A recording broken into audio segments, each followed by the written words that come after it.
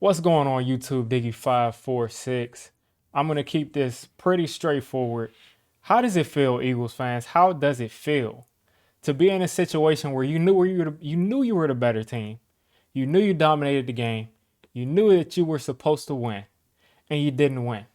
How does it feel knowing that if your receiver just catches the ball, the McDonald's employee, Jalen Rager, if he could just catch the football, you will win the game? How does that feel? Did you deserve to win? Because when Evan Ingram is dropping stuff and we deserve to win and we don't get that excuse. So I don't want to hear that excuse from Eagles fans. Jalen Rager dropped the ball. He stinks. He's on the Eagles. Therefore, the Eagles stink. How does it feel to lose a game like that? I love this. This is just perfect. Boston Scott in the fourth quarter comes out and fumbles the football. I love it. The giant killer, Boston Scott, comes out and fumbles the ball in the clutch. How does that feel? I'm telling you, Eagles fans, how does that feel to expect a win, to run the football as well as you did for almost 200 yards, and because of coaching, because of execution in key moments, you lost the game to your most hated rival? How does that feel? Shout out to Big Play Slay in the chat. How does that feel?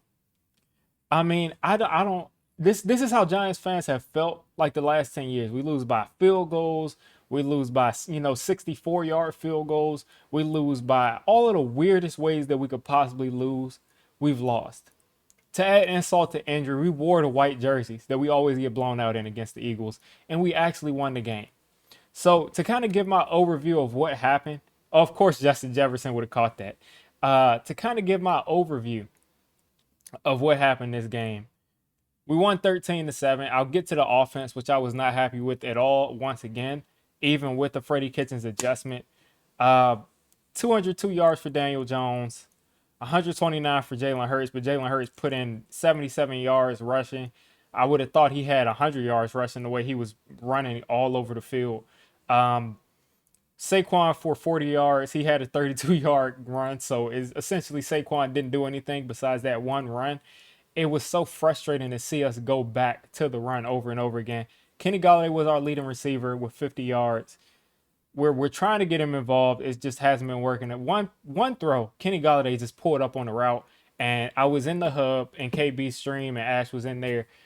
I was in that stream, and I was saying that Kenny Golladay pulled up on that route. They were saying that it just was a bad throw. It was a bad throw, but Kenny Golladay just started jogging on that route. I don't want to see that. It looks like he's completely out of it until he finally gets his touchdown or becomes that number one receiver statistically that he wants to be, which is cool, but you cannot be giving up in the middle of the game.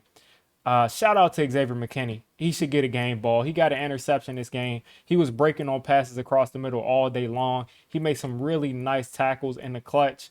Xavier McKinney is playing better and better every week. Shout out to Aaron Robinson. Aaron Robinson is someone that I've given all of the grief in the world because I wanted to take an offensive lineman in that third round, and we took Aaron Robinson. And Giants fans killed me for not liking the pick. So I said at that point, Aaron Robinson is my enemy.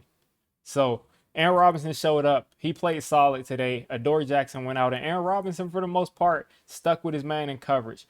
But you know what we could have possibly done is just kept Isaac Yiadom, and we wouldn't have to deal with any of that stuff. But either way, Aaron Robinson showed up. He had, for the most part, a pretty good game. He gave up one big catch. But other than that, he was pretty solid. Tay Crowder, same thing. Gave up a couple of plays, but for the most part, he was really solid. But in the run game, he was putrid. Tay Crowder was awful in the run game. He kept getting stonewalled and pancaked by the offensive linemen. But what do you really expect? If the offensive linemen are getting to those linebackers that quick, you can't really be that mad. Julian Love had a solid game. Let me look through who else pretty much on the defense had a solid game. I'm not sure if Leo got credit for a sack. Leo didn't get credit for a sack. But Leo was all over the place. Leo got pressure pretty much the entire game. It was one of his better games of the season. He definitely had to get some hits, but he got a lot of pressures. We were getting pressure more than what I had ever seen with our front four in pretty much any other game. We did send a lot of well-timed blitzes, but for the most part, the Eagles didn't throw the ball that much. They didn't throw the ball that much. They didn't really want to put the ball in the air that much because they were running the ball so well. So we didn't get that many opportunities to rush the passer, but I think when we did, what did he throw it? Jalen Hurts actually threw it 31 times. It seems like they didn't, but he threw it 31 times. So we actually did have shots, but Jalen Hurts was kind of not good at all when he threw the ball. Three interceptions, uh, 14 for 31, less than 15%, 50% completion percentage. So he wasn't good at all. Jalen Hurts is someone that I've thought was a really good quarterback, or not a really good quarterback, but a good young player who I thought could develop into a good player. And he's been having some good games lately, but he ran the ball all over the place today. But in that passing game, he was horrible. Which leads me to this. Jalen Hurts turned over the ball three times. Boston Scott fumbled the ball that fourth time. This Giants offense put up 13 points. This is it's no different than Jason Garrett as far as the finished product. I did see some things that were different as far as getting the ball to Kenny Galladay in the red zone. Even though DJ cannot throw a fade to save his life, he puts it in the wrong spot. I just don't get what's up with DJ in those fades. I can't think of any time he's had sort of a fade route big receiver like that, even at Duke and in high school. So I can't be too mad at DJ for that. But he has not been able to throw that fade well. But at least we're actually targeting him in the red zone. It's actually an effort to where if the dude is one-on-one, throw him a fade. So we actually targeted him, so that was good. We didn't have Kadarius Toney, so we were kind of shorthanded. We didn't have Sterling Shepard. Darius Slayton isn't really that good. We all know about Darius Slayton. We use Evan Ingram in somewhat of a creative way. That's always good to see. Evan Ingram is someone who's really dangerous if we can actually use him the right way. So we actually used him a couple of times where he was able to pick up some clutch first downs. Evan Ingram this entire year had one drop.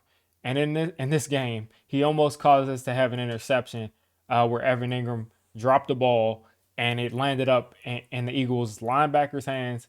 And luckily he wasn't able to hold on to the ball, but Evan Ingram was getting back to his bread and butter, which is much more butter than bread. So he wasn't able to hold on to the ball.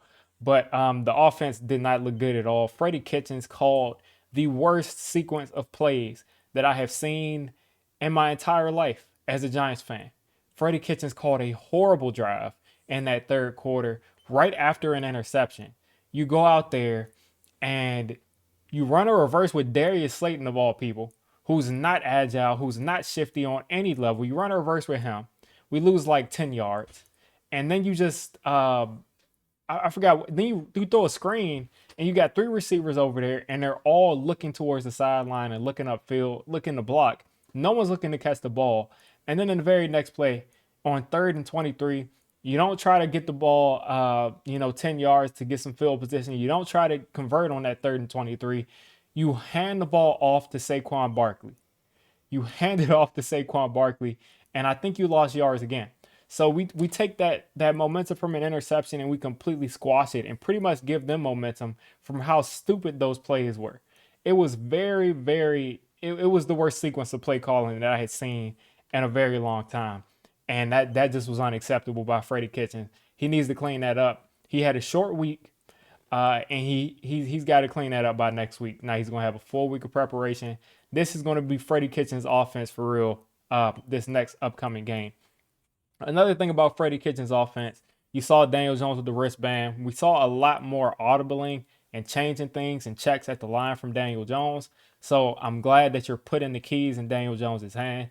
I have been someone who's been criticizing Daniel Jones very heavily in the past couple of weeks. Again, another one touchdown game, another game where the offense didn't score 17 points or 20 points. Very low scoring games with Daniel Jones as the quarterback. I have to hold the guy accountable. I cannot just stand by and not hold him accountable. So another low scoring game with Daniel Jones as the quarterback, and he's got to pick it up. The offense as a whole has to pick it up. The offensive line has got to pick it up. But Daniel Jones, I do believe that you have to put the keys in his hand. You have to give him every opportunity to succeed, which means you have to put trust in him and allow him to make those decisions at the line. So I love giving him the play sheet to put on his wrist. So he looked a lot more comfortable. He moved around in the pocket pretty well today. It's a weekly thing with this guy. Sometimes he moves around in the pocket at a high level. Sometimes he just stands there. So Hopefully you can lean back to moving around a lot better like he did today. Other than that, it was just a real pleasure to see the Eagles lose in the most Giants way possible that we've lost to the Eagles going back to like 2009. I mean, like I said, the field goals, the fumbles, the punt returns, all kinds of weird ways that we lose to the Eagles on a consistent basis. We won the exact same way that we would have lost in the past. So how does it feel, Eagles? You're on a 2-game losing streak to the Giants. You're in a slump. You're in a 2-game losing streak. We got the upper hand right now. I think we got like what, 2 more wins to get back in the lead in our all-time battles as far as like the all-time record with the Giants versus the Eagles. But this was a good win. It was fun to watch. As far as the defense goes, we got to put some more points on the board in the offense because there was a lot of chances to do that. Darius Slay showed up, I guess, and pretty much held Kenny Galladay to 50 yards. But other than that, we got to do better on offense. The defense is really they're really doing better and better every week to get 4 turnovers this week. And Xavier Mckinney looks like a real Pro Bowl level safety. I mean, he's reading the defense very well. But that's all I have to say about this game. Giants fans, enjoy this win because we don't get that many of them. Being honest with you, enjoy it. Hopefully we can see more on offense, and hopefully this defense continues to play better. All we can do is take this 1 week at a time. I'm not going to talk about playoffs. I'm not going to talk about any of that garbage. Just play it 1 week at a time, and we'll see where we are at the end of the season, and we'll see what we're looking like in the offseason.